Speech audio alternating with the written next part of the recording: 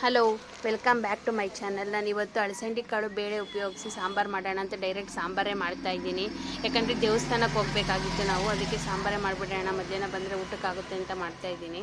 ಮೊದಲಿಗೆ gas on ಮಾಡಿ cooker ಇಟ್ಟು 1-3 ಟೇಬಲ್ ಸ್ಪೂನ್ ಆಯಿಲ್ ಹಾಕ್ಕೊಂಡು ಸಾಸಿವೆ, ಜೀರಿಗೆ ಒಗ್ಗರಣೆಗೆ ಮತ್ತು ಒಂದು ಈರುಳ್ಳಿ ಕಟ್ ಮಾಡ್ಕೊಂಡು ಕರಿಬೇವಿನ ಸೊಪ್ಪು ಹಾಕಿ ಒಗ್ಗರಣೆ ಮಾಡ್ಕೊತಾ ಇದ್ದೀನಿ.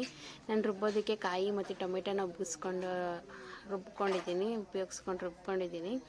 ಮತ್ತು ನಾನು ಸಾಂಬಾರು ಪುಡಿ ಎಲ್ಲ ಜೊತೆಗೆ ರುಬ್ಬೋದಿಲ್ಲ, ಮನೆಯಲ್ಲೇ ಮಾಡ್ಕೊಂಡಿರೋದ್ರಿಂದ ನಾನು ಹಾಗೆ ಡೈರೆಕ್ಟ್ ಹಾಕ್ಕೊತೀನಿ. ಇವಾಗ ರುಬ್ಬಿರೋ ಮಸಾಲೆ ಇದು ಒಗ್ಗರಣೆ ಆಗಿದೆ ನೋಡಿ. ಈಗ ಇದ್ರ ಮೇಲೆ ರುಬ್ಬಿರೋ ಮಸಾಲೆನ ಹಸಿ ಸ್ಮೆಲ್ ಹೋಗೋವರೆಗೂ ಎಣ್ಣೆಯಲ್ಲೇ ಫ್ರೈ ಮಾಡ್ಕೊತೀನಿ. ಕೋಲ್ಡ್ ಇರೋದ್ರಿಂದ ವಾಯ್ಸ್ ಎಲ್ಲ ಇದಾಗ್ಬಿಟ್ಟಿದೆ, ವಾಯ್ಸ್ ಸರಿಯಾಗಿ ಕೇಳಿಸ್ತಿದ್ದೆ ಇಲ್ವೋ ಗೊತ್ತಿಲ್ಲ. ಅಳಸಂದಿ ಕಾಳು ಮತ್ತು ಬೇಳೆನ ತೊಳೆದಿಟ್ಕೊಂಡು ಹಾಕ್ತಾಯಿದ್ದೀನಿ. ಒಂದು ಆಲೂಗಡ್ಡೆ ಹಾಕ್ಕೊಂಡಿದ್ದೀನಿ ಸಾಂಬಾರಿಗೆ. ನನ್ನ ವಿಡಿಯೋ ನಿಮ್ಗೆ ಇಷ್ಟ ಆಗಿದ್ದರೆ ಶೇರ್ ಮಾಡಿ, ಕಮೆಂಟ್ಸ್ ಮಾಡಿ, ಸಬ್ಸ್ಕ್ರೈಬ್ ಮಾಡಿ.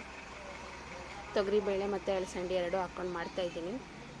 ಅದಕ್ಕೆ ಎಷ್ಟು ಬೇಕೋ ಅಷ್ಟು ನೀರು, ಉಪ್ಪು, ಸಾಂಬಾರು ಪುಡಿ 1.5 ಟೇಬಲ್ ಸ್ಪೂನು, ಸ್ವಲ್ಪ ಖಾರದ ಪುಡಿ ಇಷ್ಟು ಹಾಕ್ಕೊಂಡು ಮೇಲೆ ಕೊತ್ತಂಬರಿ ಸೊಪ್ಪನ್ನ ಕಟ್ ಮಾಡಿ ಹಾಕ್ಕೊಂಡಿದ್ದೀನಿ.